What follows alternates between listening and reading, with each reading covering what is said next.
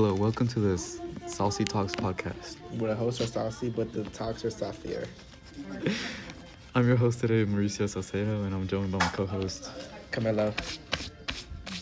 So today we're gonna have a deep dive into the Russian-Ukrainian war. Are we? That's gonna be so fun. That's Yep. gonna be so We're fun. I gonna- can't wait to deep dive. We're gonna trace how the whole thing started and how it changed over time and what it looks like right now. What? Before we get into the war, we have to understand how we got here. We have to go back more than 10 years. What? All the way to 10 years? Yes, 10 years. All the way to... we have to go back more than 10 years. The spark was lit back when massive protests in Ukraine led to the pro-Russian president being kicked out of office. Dang, kicked out office is crazy. Russia responded almost immediately to this pro-Russian president being kicked out of office by using military force to take over a part of Ukraine called the Crimea Peninsula. Hashtag overreacting. After that, the conflict kind of froze into a tense, quiet standoff that lasted all the way up to 2022. 2022? Yep. That's recent. But in February 2022, the standoff broke when Russia launched a full-scale invasion of the country. What the heck? Everyone around the world thought that Ukraine would fold in a couple of days to Russia. I would too. Like, look at the Yeah. size difference. Russia's That's just crazy. like a world superpower, but Ukraine's such a small country. It's a puny little country. But apparently not, because they're standing their ground. Yeah. Instead, they successfully defended the country. Hello, Buster. Ukraine successfully defended their country, pushing back Russia and forcing a long, brutal, expensive war. Yeah, show them your power, Ukraine. And Just that don't brings spend too money. Just don't spend too much money, though. us to where we stand today. In our first section of our podcast, we're going to be talking about Kyiv, the most recent attack that Russia launched on Ukraine. That's horrible. Last week on May 14th, 2026. Oh, wait, was it last week? Last week on May 14th, 2026. Russia Russia attacked the capital city of Ukraine, Kyiv, with the single biggest drone attack of the entire war. Say that. Say Yeah. what? Think about this. 1,428 drones were used in that one attack. Jesus, that's Almost 1,000. I don't even have one drone in my Exactly. house. I've never had a drone in my life.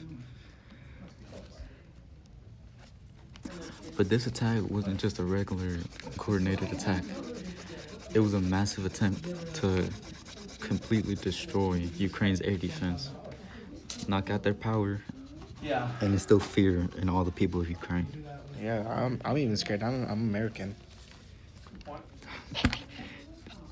This massive drone attack really shows us how modern war has really turned into like automated like sci-fi movie Not for real though.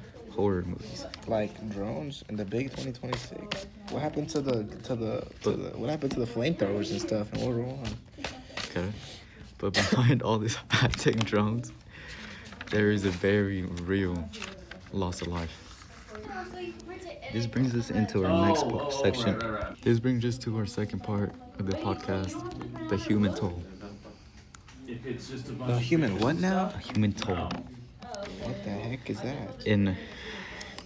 From my latest data that I studied, late February 2026,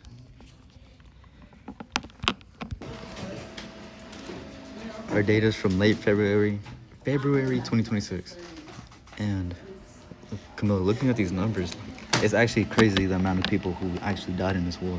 Holy bleep!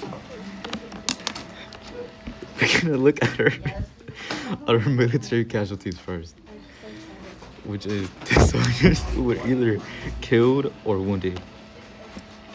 on the Russian side, the military casualties hit a massive 1 million soldiers. And on the Ukrainian side, their military casualties are estimated to be between 250,000 and 300,000. That is so many people affected by this. But it's not just soldiers who are out there like losing their lives and fighting. The civilians also suffer a great loss. Dang, that is depressing. From my research, it shows that Russia has had 8,012 civilian deaths, while Ukraine has suffered 15,364 civilian deaths. Those are all just innocent civilians who got caught up in a war.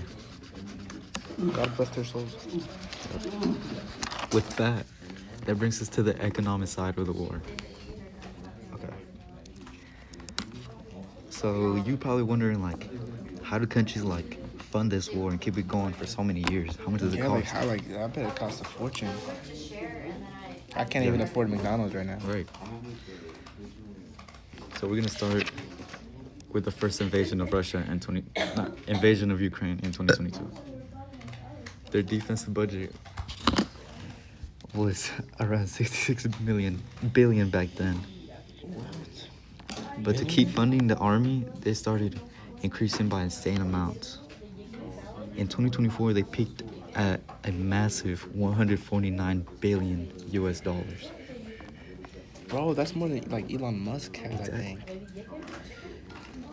And for Ukraine, you imagine the spending has also heavily increased. You bet. Back in 2021, Ukraine's budget was only $6.9 billion. By 2022, only a year later, it shot up to 41 billion. 41, but I got 41. Yeah. But it hit a peak at the end of 2025 at $71 billion spent. That is so much money. But Ukraine isn't just funding this whole war by themselves. Who's helping them? That brings us to our last part, the U.S. involvement. In our final part of our podcast, we're going to be talking about the U.S. involvement in the Ukrainian war. The United States has played a huge role in this war, but they're being very specific about how they do it. What are they doing? Washington has sent tens of billions of dollars in economic, military, and humanitarian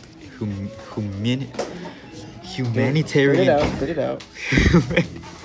humanitarian aid to help Ukraine defend itself against Yeah, Russia. because I mean, look at Russia having all the money in the world. You know, Ukraine doesn't have all that. They need some support. That's good on us. I'm glad to be American. Yeah, me too. But there's one major thing in U.S. involvement. What is it? They haven't sent a single American troop to actually fight in a war. Well, why? To actually fight. Because the U.S. doesn't want to. The U.S. doesn't want to put their citizens in danger. And I see what you mean. if you looked at some of Trump's presidential campaigns before he got elected, he would always used to talk about how he doesn't want war, he doesn't want to put American lives in danger. Well, look what he's doing to Iran. Yeah. Okay. Why did the U.S. join this war? Why did they send all this money to Russia? You're probably asking yourself They that sent question. money to Russia? I mean, not to Russia. I mean, Ukraine. What a dumbass. To Ukraine. Because the government views supporting Ukraine as a way to protect American security and to keep the global economy stable. Awesome. That's the major reason why we're in this war. 1 million casualties, billions of dollars being spent, and over 1,400 drones in the sky at one time. The data shows how much this conflict is shaping the world right now in 2026.